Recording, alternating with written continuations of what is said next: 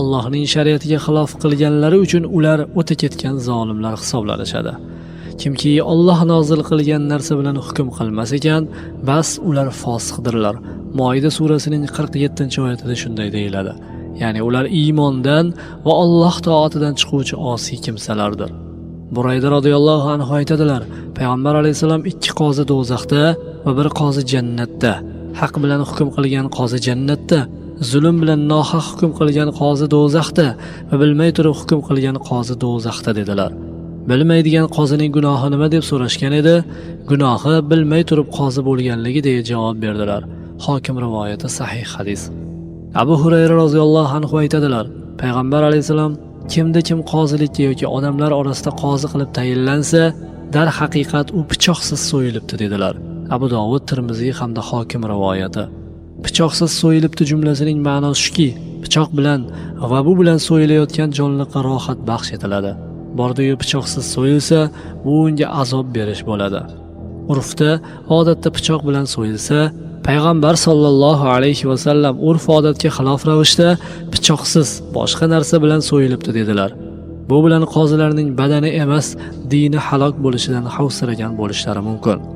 Oysha roziyallohu anha aytadilar, payg'ambar alayhisalomning qiyomat kunida odil qozi chaqirilib, shunday shiddatli hisob-kitobga duch keladiki, bundan u butun umrim davomida sira qozilik qilmaganimda qaniydi deb orzu qiladi deganlarini eshitdim. Ibn Hibbon rivoyati. Rivoyat qilishlaricha Alloh nozil qilgan narsadan boshqacha hukm qilgan rahbarining namozini Alloh taolo qabul qilmaydi. Rivoyat qilishlaricha qozi jahannamning adnidan, ya'ni yaxshi joydan uzoqroq joyga qulaydi. Rivoyat qilishlaricha biron bir vali, hokim yoki qozi bo'lsa, u qiyomat kunida Alloh azza va jallaning huzuriga olib kelinadi-da, ko'prikka turg'azib qo'yiladi. So'ng siri, nomay a'moli fosh qilib, butun maxluqotlar guvohligida o'qiladi. Agar u odil bo'lgan bo'lsa, adolati sababli Alloh unga najot beradi. Bordi-yu boshqacha, ya'ni zolim bo'lgan bo'lsa, ko'prik shunday silkinadiki, uning a'zolarining orasi falon masofaga kengayib ketadi. So'ng ko'prik sinib u jahannamga qulaydi. Fuzayl ibn Iyoz rahmatullohi alayhi aytgan ekanlar, qozi bir kun qozilik qilishi, bir kun esa o'zi uchun yig'lashi lozim. Muhammad ibn Vasi radhiyallohu anhu aytgan ekanlar, qiyomat kuni hisob-kitob uchun birinchi bo'lib qozilar chaqiriladi. Mahkul rahimahulloh aytganlar, agar qozilik va bo'ynim chopilishidan birini tanlashim lozim bo'lganida, qozilikni qo'yib bo'ynim chopilishini tanlagan bo'lardim. Ayyub Saxtiyoniy rahmatullohi alayhi aytganlarki, eng ilmli odamlarni qozilikdan juda qattiq qochganlarini ko'rdim va bildim. Sufyon Savriyga Shurayh qozilikka tayinlandi deyishgan edi, u zot shunday ajoyib kishini buzishibdi-da, rasvo qilishibdi-da degan ekanlar. Malik ibn Munzir Muhammad ibn Vasiyni Basraga qozi qilish maqsadida chorlagan edi, u bosh tortdi. Uni qayta chorlab, yo qozi bo'lasan yoki darralanasan degan edi. U zot, sen hukmdorsan, bunday qilishing mumkin. Biroq oxiratda xor bo'lgandan ko'ra dunyoda xorlangan xayrliroq dedi. Vahb ibn Munabbah aytadilar, agar hukmdor jabr zulm qilmoqchi bo'lsa yoki shunday qilsa, Alloh uning mamlakat aholisidan, ularning bozorlari yu rizqlaridan, ekinlari yu chorvalaridan va barcha narsalardan barakani ko'tarib qo'yadi. U agar yaxshilik yoki adolat qilmoqchi bo'lsa, Alloh uning mamlakat aholisiga va barcha narsalariga baraka ato etadi. Hims hokimlaridan biri Umar ibn Abdulaziz radhiyallohu anhu ga Hims shahri vayron bo'ldi, u islohga muhtoj deb xat yozgan edi. Umar radhiyallohu anhu unga shaharni adolat bilan mustahkamla, idora qil, ko'chalarini jabr zulmdan tozala vassalom deb yozib yubordilar. Qozi g'azablanib turganida hukm chiqarishi harom hisoblanadi. Agar qozining ilmi kam, niyati va xulqi yomon, taqvosi oz bo'lsa, u aniq ziyonkorlardan bo'libdi. U qozilikdan bo'shashi va do'zaxdan xalos bo'lishi uchun shoshilishi lozim. Allohdan avf, ofiyat va o'zi yaxshi ko'rgan, rozi bo'lgan ishlarga muvaffaq etishini tilaymiz. Albatta u marhamatli va saxovatli zotdir.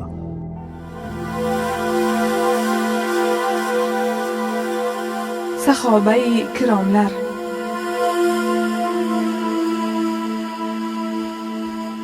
Har doimgidek ushbu sahifamiz orqali payg'ambar alayhisalomning suyukli sahobalari haqida ajib hikoyalarni tinglamoqdamiz. Bugun ham Salmon Farsiy roziyallohu anhu haqida so'z boradi. Bu inson o'zining davrida Alloh va rasuliga qattiq muhabbat qo'ygan va har qanday holatda ham Alloh yo'lida kurashishga tayyor zot edilar.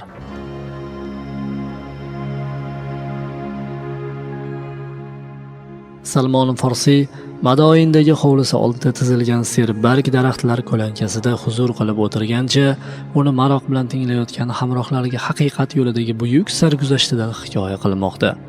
Ularga qanday qilib o'z qavmining otashparastlik dinini tashlab masihiylikka o'tgani, so'ngra qanday qilib masihiylikdan islomga o'tgani, qanday qilib aqli va ruhini ozod qilish yo'lida otasi bozixning boyliklaridan voz kechib, o'zini faqirlik girdobiga urgani va qanday qilib haqiqat izidan borar ekan qul bozorida sotilgani, so'ngra qanday qilib Rasululloh sallallohu alayhi va sallam bilan uchrashgani-yu, qanday qilib islomni qabul qilgani haqida zavq va shavq bilan so'ylab bermoqda. Keling, yaxshisi biz ham uning fayzli majlisiga yaqinroq o'tirib, ajoyib va g'aroyib qissasiga quloq tutaylik. Men Isfahon shahrining Ji deb ataluvchi qishlog'idan edim, deydi Salmon. Otam katta zamindor bo'lib, uning eng suyukli farzandi edim. Voyaga yetgach, majusiylik dinini qunt bilan o'rgandim. Hatto ichida tunu kun olov yonib turadigan ibodatxonani o'zimga istiqomatgoh ham qilib olgan edim. Biz toki o'chib qolmasligi uchun mazkur olovga uzluksiz ravishda o'tin qalab turardik.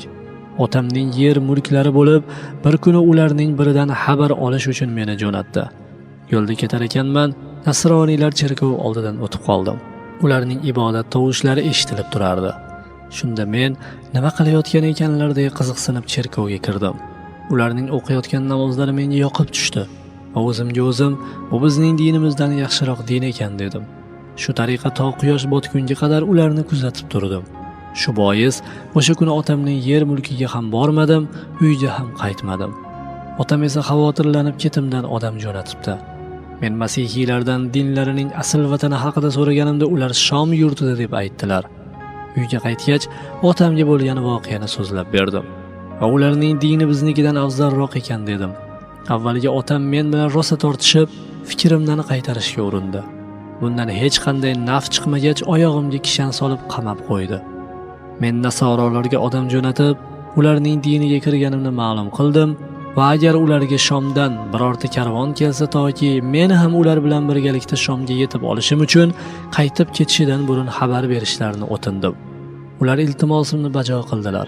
Shunda men kishanlarni parchalab qochishga muvaffaq bo'ldim va mazkur karvon bilan Shomga yo'l oldim. U yerda nasroniylarning olimlari haqida so'rab surishtira boshladim. Meni cherkov sohibi yepiskopga dalolat qildilar. Uning huzuriga borib boshdan kechirganlarimni so'zlab berdim va uning cherkovida dastyorchilik ishlarini qilib va bir yo'la nasroniylikdan ta'lim olib yashay boshladim. Lekin bu yepiskop yomon odam edi. Negaki u xaloyiqdan nochorlarga tarqatish maqsadida yig'ib olingan mablag'ni o'zi uchun yashirib qo'yardi. Nihoyat u olamdan o'tdi. Uning o'rniga boshqa ruhoniyni olib kelib qo'ydilar. O'z diniga astoydil amal qiluvchi, oxiratga rag'bati kuchli va dunyoni tark qilib, ibodatga muhabbat qo'ygan kimsa edi. Men uni shu qadar yaxshi ko'rib qoldimki, undan ilgari hech kimni bunchalik yaxshi ko'rganimni eslay olmayman. Nihoyat uning ham dunyodan ketish payti keldi. Men unga aftidan omonatni topshirish vaqti ham kelganga o'xshaydi. Sizdan so'ng kimning etagini tutishimni tavsiya qilasiz dedim. U bo'lsa, ey bolam, dunyoda musillik bir obiddan o'zga biz kabi nasroniylikka to'g'ri amal qilgan odamni bilmayman dedi. U vafot etgach, musillik ruhoniy huzuriga bordim. Unga ham boshdan kechirganlarimni so'zlab berdim va uning huzurida ham Alloh xohlagancha muddat davomida yashadim. Nihoyat uning ham paymonasi to'ldi. Men undan ham o'zidan keyin kimni huzuriga borishim haqida so'radim. U Nasibayindagi obidga dalolat qildi. Shunday qilib, Nasibayin qaydasan deya yana yo'lga tushdim. Uning huzuriga yetib kelgach, unga ham sarguzashtimni hikoya qilib berdim va uning huzurida ham Alloh istagan miqdorda istiqomat qildim. Uning ham kuni bitgach, u menga Rum saltanatiga tegishli Amuriya degan yerdagi obid huzuriga borishimni tavsiya qildi. Shu tariqa Amuriyadagi obid huzuriga keldim. Uning qo'l ostida yashagan muddatda maoshim hisobiga bir qancha qo'y va sigirlar yig'ib qo'ygan edim. Nihoyat uning ham vafotiga yaqinlashdi. Unga meni endi kimga tavsiya qilasiz dedim. U bo'lsa, ey bolam, yer yuzida biz kabi to'g'ri yo'lda bo'lgan birorta obid qolganini bilganimda, albatta seni unga yo'llagan bo'lardim. Biroq bilginki yaqin orada Ibrohimning Hanif dini bilan yuborilajak yangi payg'ambar chiqadi. U ikki yog'i xurmozor bilan o'ralgan yerga hijrat qiladi. Agar uning huzuriga yetib olsang, marra seniki. Uning ochiq oydin belgi va alomatlari mavjuddir. U sadaqani qabul qilmaydi, hadiyani esa qabul qiladi. Uning ikki yelkasi orasida payg'ambarlik muhri bor. Uni ko'rsang, albatta taniysan dedi. Bir kuni biz tarafdan karvon o'tib qoldi. Bilsam, ular Arabiston yarim orolidan ekanlar. Men ularga meni ham o'zlari bilan birga yurtlariga olib ketishlari evaziga qo'y va sigirlarimni taklif qildim. Ular rozi bo'ldilar. Vodil Qur'ogacha ular bilan birga keldim. Shu yerda ular menga xiyonat qilib, meni zo'ravonlik bilan bir yahudiga qul sifatida sotib yubordilar. Men u yerda ko'p xurmolarni ko'rganim bois, zora kutilayotgan payg'ambarning hijratgohi bo'lajak shahar shu bo'lsa deya umid qildim. Lekin afsuski, u bo'lib chiqmadi. Shu tariqa meni sotib olgan kishi xonadonida ishlay boshladim.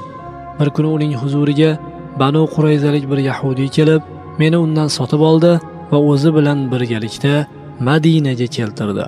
Allohga qasamki, bu shaharni ko'rishim bilanoq menga vasflangan shahar shu ekaniga amin bo'ldim. Shu tariqa yahudining xurmozorida ishlay boshladim. Bu orada esa Alloh o'z payg'ambarini yuborgan va u Madinaga hijrat qilib, Amr ibn Avf qabilasiga mehmon bo'lib tushgan edi. Bir kuni men xurmo daraxtining tepasida ishlayotgan, xo'jayinim esa uning pastida o'tirar edi.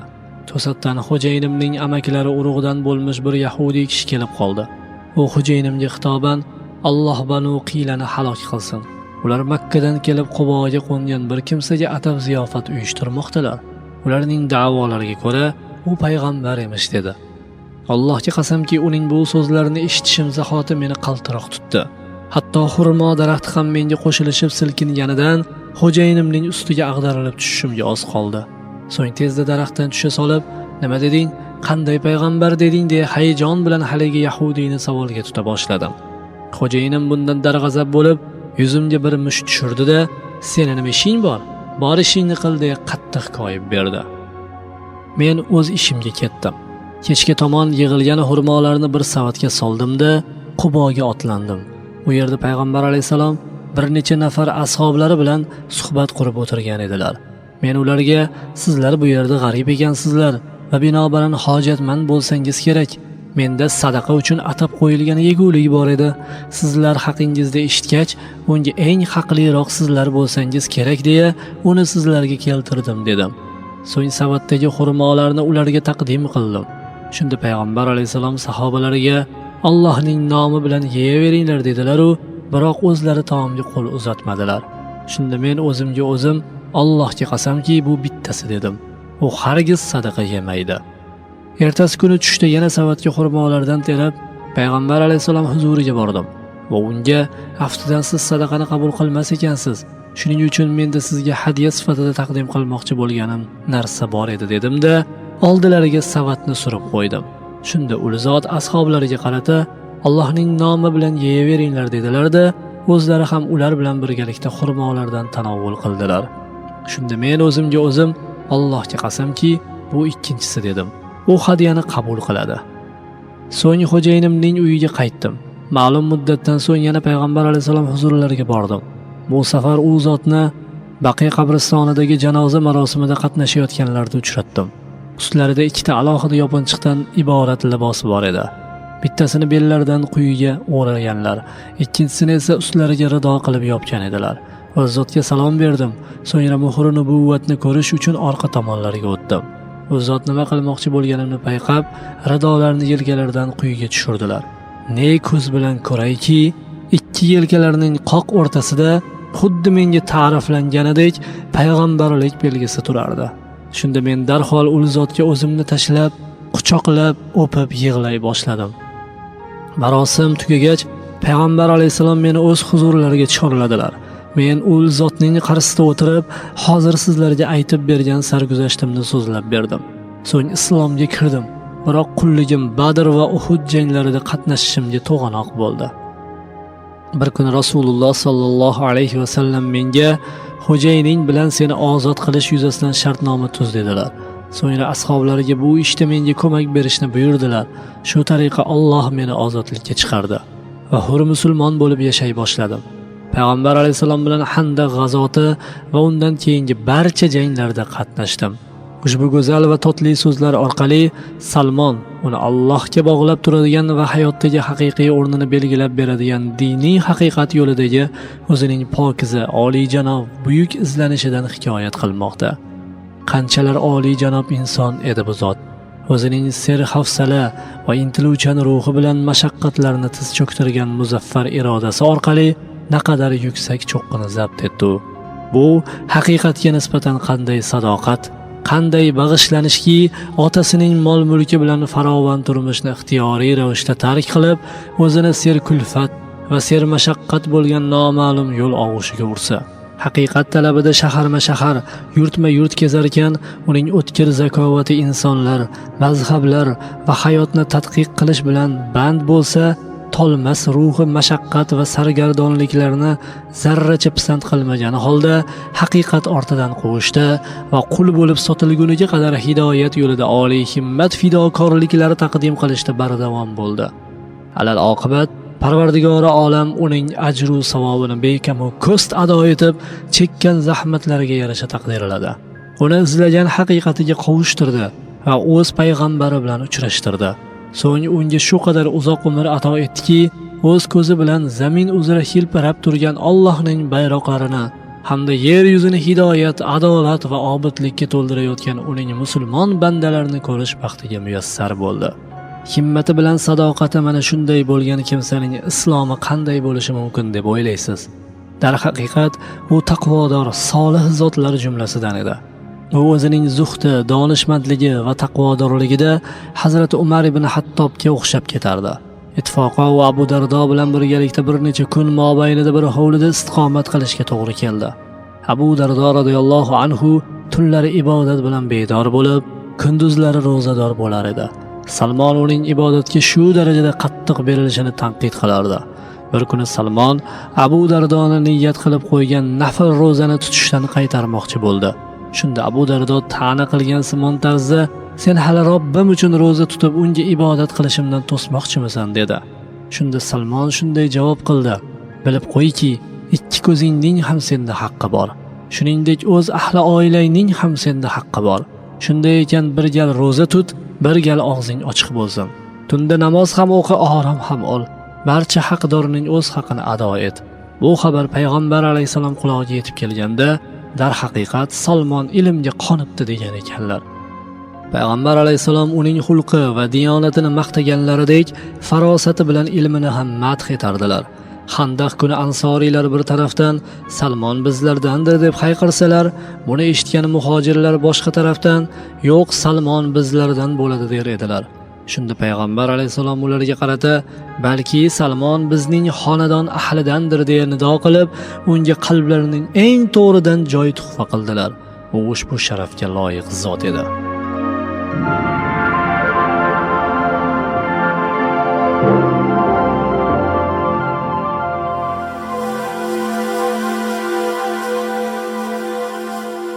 Hikoyat.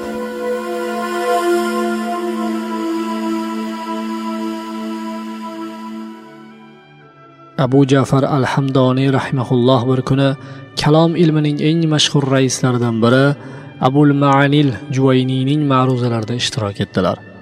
Abul Ma'anil Juvayniy bir kuni minbarga chiqdilar. Ya'ni o'zlarining o'sha botil mazhablarini o'tkazish uchun minbarga chiqib gap boshladilar. Alloh bor bo'lgan bir paytda arsh yo'q edi dedilar. Bu gapdan maqsad Alloh taoloni hamma narsadan oliyligini, hamma narsadan baland ekanligini va arsh uzra istivo qilib turganligini inkor qilish edi. Ya'ni u kishi kalom ilmi mazhabining gapini o'tkazmoqchi edilar.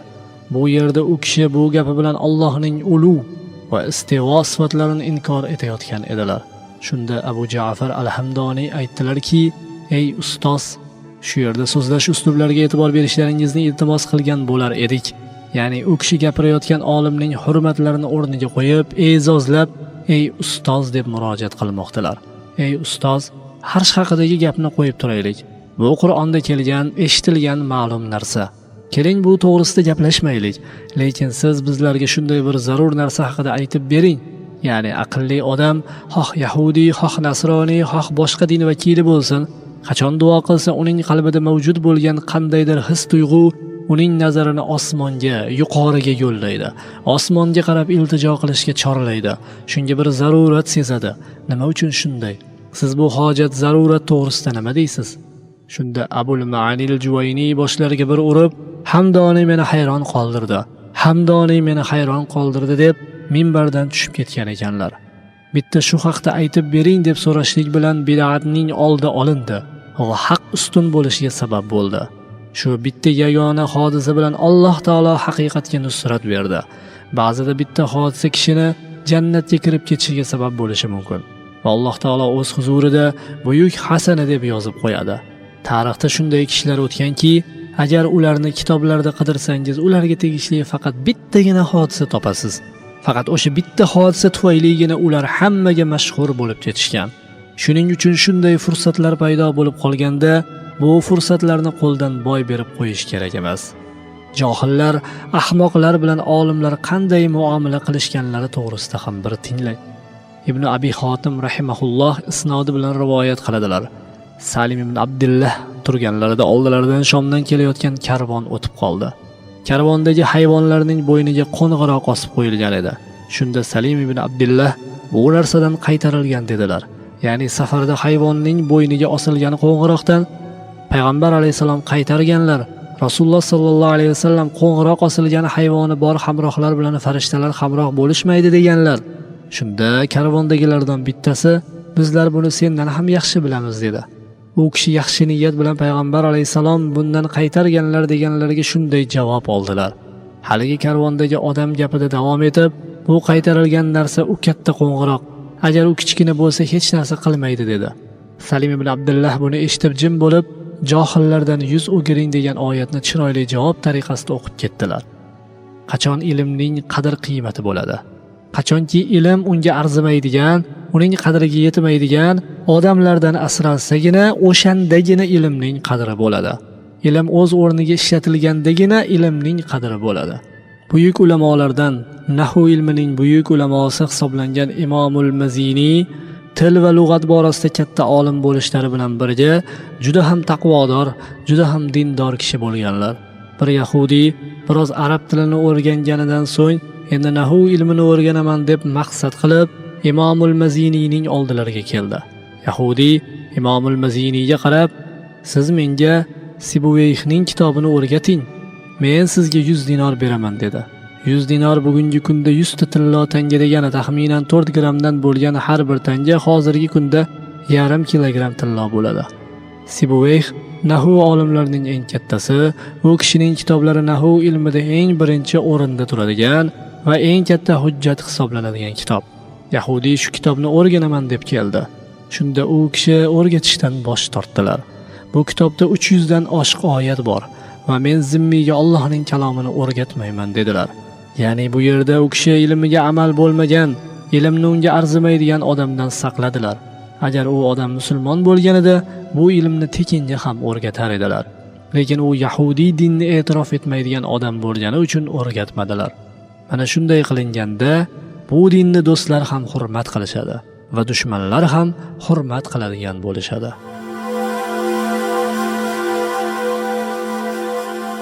Hikmatli so'zlar.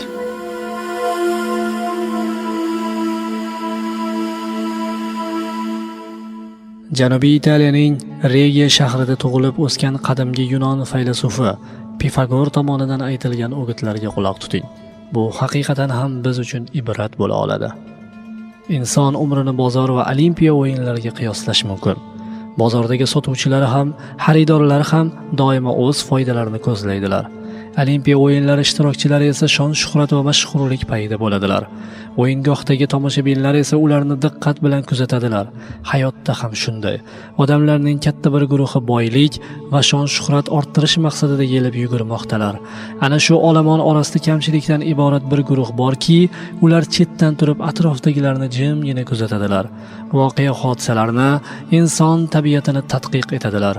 Haqiqatni anglash ularning eng sevimli amalidir. Ana shu toifadagi odamlar donolikni sevuvchilar deb ataladi. Ular donishmandlar emas, chunki u tom ma'nodagi donishmandlik yolg'iz Allohga xos sifat. Bandalar esa donishmandlikka intilish bilan kifoyalanadilar xolos. Odamlar eng avvalo ezgu axloqqa ega bo'lishga harakat qiling, zero axloq qonunning asosidir. Tartib sening muqaddas maqsading bo'lsin. Sen bu maqsad yo'lida astoydil xizmat qil.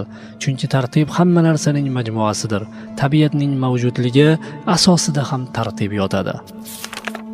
Agar sendan ezgulik nima deb so'rasalar, amalda foydalaniladigan donishmandlikdir deb javob ber. Tinglash va sukut saqlash seni donolikka yetaklaydi. Sukut esa donolikning boshlanishi. Ey oddiy xalq orasida yashashga mahkum donishmand, sen moyga o'xshashing lozim. Moy suvga aralashib ketmay uning yuzida qalqib turadi. Inson hayoti azob-uqubatlardan iboratdir. Biroq doimo to'g'ri so'zlab, ezgulikka intilish, o'zgalarning haqqiga xiyonat qilmaslik, g'azab va hasadni yengish orqali uni yengillatishi mumkin. Shuningdek, inson behuda yugur-yugurlardan, mol-dunyo orttirish havasi va haddan ziyoda huzur halovat istagidan ozod bo'lmoq lozim. Ana shunda har bir boy va kambag'al, shoh va qul, ruhoniy va oddiy kimsalar dunyoda farovon yashaydilar.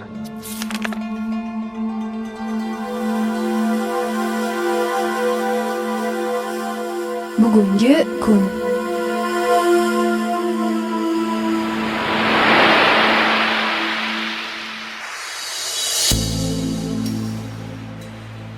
Bugungi kunda insonlar shukr haqida gap ketsa, boshlandi yana shukurga da'vat. Shukr bilan ish bitarmidi yoki shunga o'xshash joiz bo'lmagan so'zlar bilan kinoya qilishadi. Ammo shukurning ham o'ziga yarasha shartlari va holatlari borligini ularning ko'pchiligi bilmaydi. Keling, bugungi kun sahifasida shu masalaga ham oydinlik kiritaylik. Alloh taolo Ibrohim surasining 7-oyatida mazmunan shunday deydi: Qasamki, agar sizlar mening bergan ne'matlarimga shukr qilsangizlar, albatta ularni yanada ziyoda qilurman. Shukurning lug'aviy ma'nosi qilingan yaxshilikni e'tirof etib, uni ovoza qilmoq. Qilingan yaxshilikni e'tirof etib, yaxshilik qilguvchiga hamd va sanolar aytish, tashakkurlar qilish, minnatdorchilik bildirish. Masalan, falonchi Allohga uning ne'matlariga shukr qildi deyiladi. Ya'ni uning bergan ne'matlarini e'tirof etib, unga hamd va sanolar aytdi, shukronalar bildirdi. Muqtado ulamolarimiz shukurning haqiqatini bayon qilib shunday degan ekanlar: hayvon yem yeb semirsa, uning tanasida yemning asari zohir bo'lsa, arablar shakarat dobbatu deyishadi. Shunga ko'ra bandaning tilida Alloh taologa hamd va sano va zikrlar ila, qalbida unga bo'lgan muhabbat ila, a'zolarida u zotga toat ibodat qilish bilan u buyuk zotning hisobsiz ne'matlarining asari zohir bo'lmoqligi kerak. Shukurning amaliy surati quyidagichadir. Alloh taolo o'z kalomida aytadiki: Ey Davud xonadoni, Alloh sizlarga ato etgan bu ne'matlarning shukronasi uchun amal, ibodat qilinglar. Saba surasi 13-oyat. Alloh taolo ushbu oyat karimada Davud alayhissalom xonadonlariga o'zi ato etgan ne'matlarini minnat qilganidan so'ng, ey Davud xonadoni, bu ne'matlar uchun shukr aytinglar demadi, balki bu ne'matlarning shukronasi uchun amal, ibodat qilinglar deb amr etdi. Bu esa qachonki Alloh taoloning amr va farmoyishlari bajarilib, qaytariqlaridan qaytilsa, haqiqiy komil shukr vujudga kelishiga dalolat qiladi. Ammo namoz so'ngida yoki taomlanib to'ygandan keyin quruq til bilan Allohga shukr demoqlikning o'zi shukrni ado etish uchun kifoya qilmaydi. Va bunday shukr qilishni aslo komil, haqiqiy shukr deb hisoblab ham bo'lmaydi. Rasululloh sallallohu alayhi va sallam haqiqiy komil shukr qanday bo'lishini amalda qilib ko'rsatdilar. Ummul mu'minin Oysha radhiyallohu anha Rasululloh sallallohu alayhi va sallamning tunlari nafl namozda uzoq qoyim bo'lganlaridan 2 qadamlari yorilib ketganligini ko'rib, u zotning ibodatdagi bu qadar jiddu jahdlaridan ajablanib, shunday qilasizmi? Ya'ni ibodatni shu darajada qattiq qilasizmi? Vaholanki Alloh taolo sizning avval va oxir gunohlaringizni kechirgan bo'lsa deb so'raganlarida Sarvarimiz Allohga ko'p shukr qilguvchi banda bo'lmayimmi deb javob bergan ekanlar. Payg'ambar alayhisalom Muhammad Mustafa sallallohu alayhi va sallamning ushbu javoblaridan ma'lum bo'ladiki, u zot shukr qilmoqni quruq til bilan hamd va sano aytishning o'zigina deb bilmay, balki u ne'mat ato etuvchi Alloh subhanahu ni rozi qiluvchi amallarni bajarish bilan ro'yobga chiqadi deb tushunganlar va ashablariga ham shunday tushuntirganlar. Alloh taolo Val-Duha surasining 11-oyatida va ammo Parvardigoringizning sizga ato etgan barcha ne'mat haqida kishilarga doimo so'zlang deganini eslang. Ushbu oyat karimadagi ne'matlar haqida so'zlashdan maqsad Alloh taolo menga falon ne'matlarni ato etdi deb va buyuk zotning in'om etgan ne'matlarini yodga olib, u haqida kishilarga xabar berish. Bu bir ma'no. Yana bir ma'noki, bu amr 3 narsani Alloh taolo tarafiga da'vat, risolatni yetkazish va ummatga ta'lim berishni o'z ichiga oladi. Ushbu ikki ma'no ham maqsadga muvofiq keladi. Demak, yuqoridagi so'zlardan ma'lum bo'ladiki, inson adashib, johil bo'lib yurgan kunlarni eslab, Alloh taolo uni jaholatni, gunoh qorong'uliklaridan iymon va ibodat nuriga chiqarganligini eslab, ushbu ne'mat haqida so'zlamoq lozim. Binobarin Hazrati Umar roziyallohu anhu jahiliyat davrida o'z qo'llari bilan xurmodan yasagan butlarni yeganini eslab va jaholat insoniyatni shu qadar tuballashtirganini o'ylab, o'sha davrdagi bu kabi nodonliklaridan ajablanib kuladilar. Shuningdek, musulmon kishiga Alloh taolo uni boy qilib qo'ysa, kambag'allik kunlarini eslab, boshidan kechirgan mashaqqatlarni unutmay, Alloh taolo bunday faqirlik va qiyinchiliklardan so'ng unga ato etgan ne'matlarni eslab, o'zgalarga ushbu ne'matlar haqida so'zlamog'i va mana shu yo'l orqali odamlarni Alloh taoloning diniga da'vat etmoq lozim bo'ladi. Endi eng asosiy masalaga kelib to'xtaylik. Shukrni olimlar ikkiga bo'lishadi: om va xos shukr. Bu dunyoning ishlariga, kiyim, taom, mol, tansihatlik, markab va shular kabi bu dunyoga taalluqli ne'matlarga shukr qilmoqlik shukr omdir.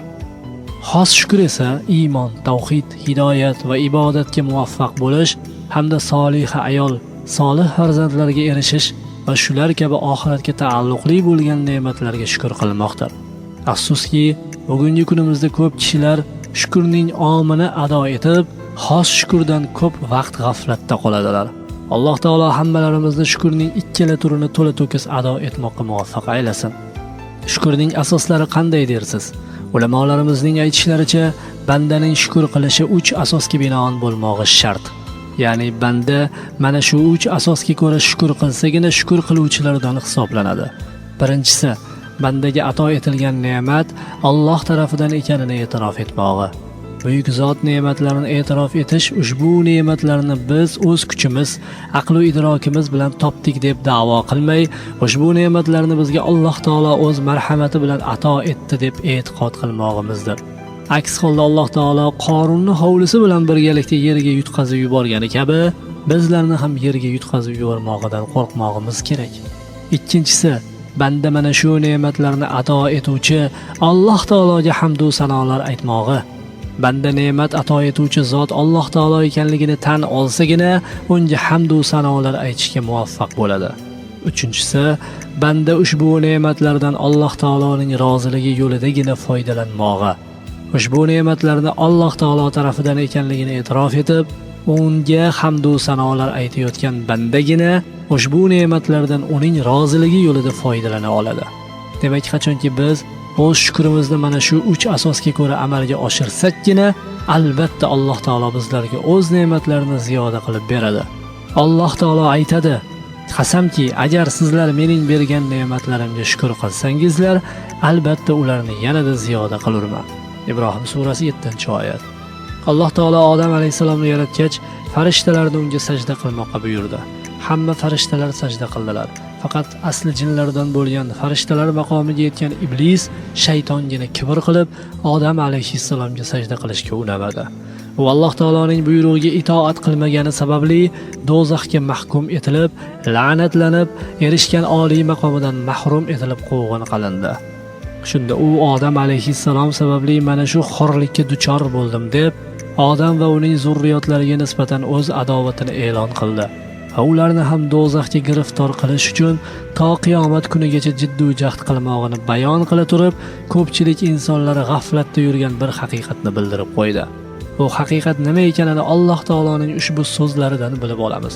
Alloh taolo aytadi: "U aytdi: Qasamki, endi meni yo'ldan ozdirganing sababli mudom sening to'g'ri yo'ling ustida ularni, odam bolalarini kutib o'tiraman. So'ngra ularga oldlaridan va ortlaridan, o'ngu so'llaridan kelib, to'g'ri yo'ldan ozdirurman. Va oqibatda ularning ko'plarini bergan ne'matlaringga shukr qilgan hollarida topmaysan." A'rof surasi 16-17-oyatlarning mazmunan tarjimasi. Mana aziz birodarlar, ushbu oyatlarning ma'nosida yaxshiroq fikr yurgizadigan bo'lsak, Iblis alayhilla'na ko'pchiligimiz e'tiborga olmagan bir haqiqat. Alloh taoloning bergan ne'matlariga shukr qilmaslik uning tuzog'iga giriftor qilib, u bilan birgalikda do'zaxga kirish uchun sabab ekanligini baralla bayon qilganini ko'ramiz. Alloh taolo bizlarga ato etgan iymon, hidoyat, ibodat va shu kabi uxroviy ne'matlar hamda sihat salomatlik, taom, libos, uy-joy, markab va shu kabi dunyoviy ne'matlarning ham shukrini ado etadigan bo'lsak, Alloh taolo o'zi va'da berganidek albatta ushbu ne'matlarni yanada ziyoda qiladi deb e'tiqod qilmog'imiz lozim ekanligini eslatib, xolis nasihat qilib qo'ymoqchimiz. Chunki din nasihatdir.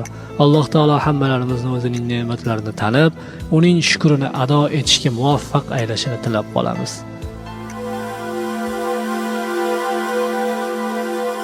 Hissiyot olami.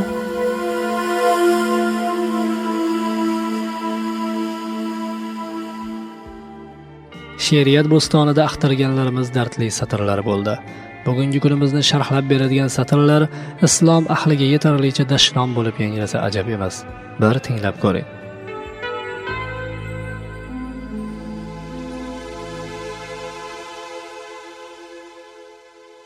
Talpinding, yig'lading, yelding dunyoga, so'ylagil sen nechun kelding dunyoga, buzildi ayt nima qilding dunyoga, o'zingni kim deya bilding dunyoga, tilingni tiymaysan besharim so'ylar, ko'zingni tiymaysan buzuqqa bo'ylar, o'yingni tiymaysan nelarni o'ylar, hech jazo yo'qmikan bundoq zinoga, malomatning toshi tegmagan boshing, mag'rur tutmoqlikdan tiymagan boshing, hattoki onangga egmagan boshing, berding bu havoyi puchak safoga, tengsiz ta'riflarni o'qigan ko'zing, ulug' tarixlarni o'qigan ko'zing, qutlug' harflarni o'qigan ko'zing, ne uchun tikding bu yuzi qaroga, qishda qushlarga don sochgan qo'lingni, nopok luqmalardan qochgan qo'lingni, Alloh deb duoga ochgan qo'lingni, uzatding yeyishi ishi haromga, to'ydirib o't qonga to'ygan yurakni, o'ldirib haq deya to'lgan yurakni, so'ldirib ishq ila kulgan yurakni,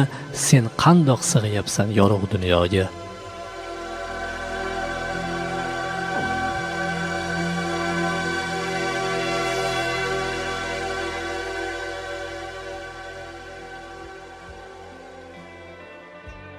Bugungi kunda zaiflik ummoniga g'arq bo'lgan xalqning farzandlari tarix sahifalarini o'zlarining qahramonliklari bilan to'ldirishgani aniq. Umidimiz bor, yaqin kunlar ichida Imom Buxoriy va Tirmiziylar o'lkasi aslini eslaydi. Allohu akbar nidosi sayyoramizning har burchida jaranglashi yo'lida millatdoshlarimiz ham o'z hissalarini qo'shishadi. Bu yo'lga kirgan yurtdoshlarimizga Allohning behisob ajr va mukofotlari muborak bo'lsin. Allohdan barchamizga ofiyat so'rab qolamiz. Assalomu alaykum va rahmatullohi va barakatuh.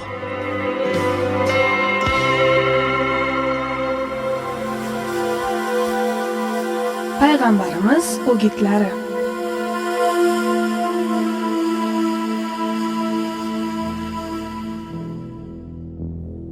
Imom Zahabiyning Katta gunohlar kitobida kelgan navbatdagi gunohning nomi yolg'on guvohlik berish deb ataladi.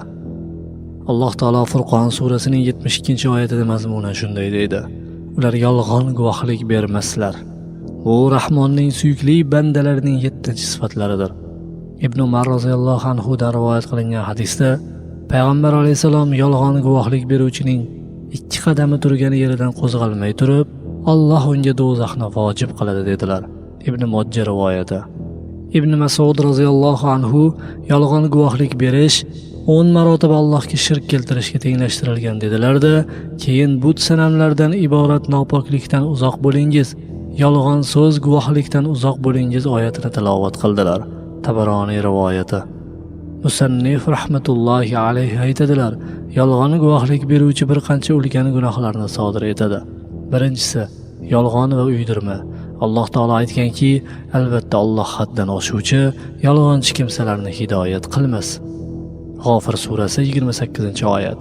Hadis shariflarda esa mu'minning tabiatida xiyonatkorlik va yolg'onchilikdan tashqari har qanday xislatga moyillik bo'lishi mumkin deyilgan. Bazzor hamda Abu Ya'lo rivoyati. Ikkinchisi zulm. Kimning zarariga yolg'on guvohlik bersa, unga zulm qilgan bo'ladi. Chunki shu guvohlik sababli o'sha kishining mol-mulki yoki obro'si yo joni ketadi. Uchinchisi, shuningdek, kimning foydasini ko'zlab yolg'on guvohlik bersa, unga ham zulm qilgan bo'ladi. Zero uning guvohligi tufayli u kishi harom mol-mulkni egallaydi va do'zaxga mahkum bo'ladi. Payg'ambar alayhisalom aytadilar: kimga birodarining haqqini hukm qilib bersam, batahqiq unga do'zaxning bir parchasini bo'lib bergan bo'laman. Muttafaqun alayh.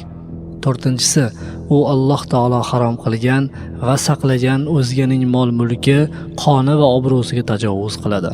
Payg'ambar alayhisalom 3 marotaba sizlarga gunoh kabiralarning eng kattalarini xabar qilaymi deb so'radilar-da, Allohga shirk keltirish, ota-onaga oq bo'lish, ogoh bo'linglar, yolg'on guvohlik berish va yolg'on gapirish dedilar.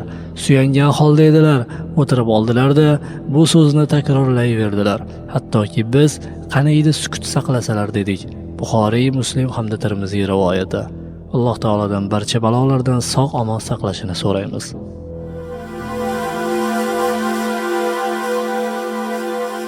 Sahobai kiromlar.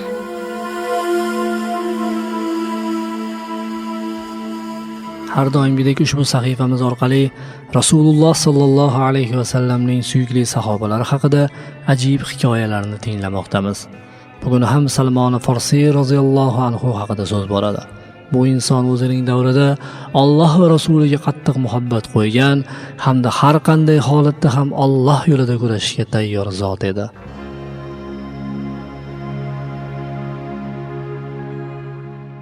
Ali ibn Abi Talib karramallohu vajhahu ushbu sahobani, ya'ni Salmon Farsini Luqmon Hakim deb atar edilar.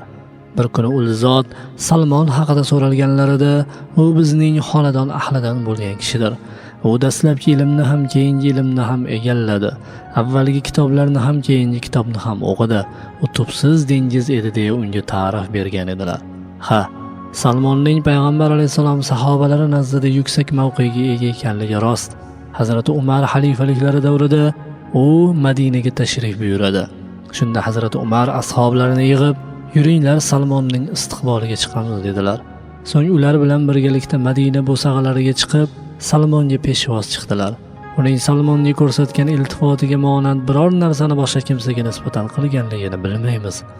Salmon roziyallohu anhu Rasululloh sallallohu alayhi va sallam bilan diydor ko'rishib, iymonga musharraf bo'lgandan buyon umrini ibodat hamda islom uchun kurashda o'tkazdi. U xulafoi roshidinlardan Abu Bakr, Umar va Usmon radhiyallohu anhum davrlarida ham hayot edi.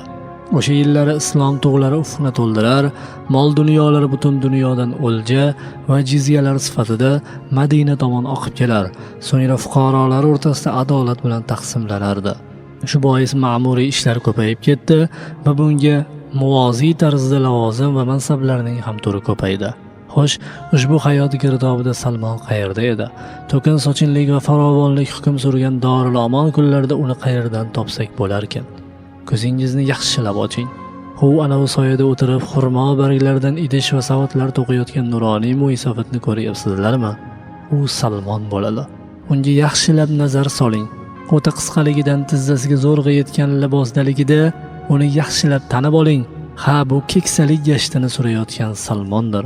Garchi uning nafaqasi yiliga 4000 dan 6000 gacha bo'lgan miqdorni tashkil qilsa-da, biroq maoshining 1 dirhamini ham qoldirmasdan yetim yesirlarga tarqatar edi. Va aytardiki, 1 dirhamga xurmo novdalarini sotib olaman, so'ng ularga ishlov berib 3 dirhamga pullayman. 1 dirhamini dastmoya sifatida saqlab qo'yaman. Bir dirhamini oilam uchun sarflayman, qolgan bir dirhamini esa nochorlarga sadaqa qilaman. Bordi-yu, Hazrat Umar ibn Hattob roziyallohu anhu meni bu ishdan qaytarsalar ham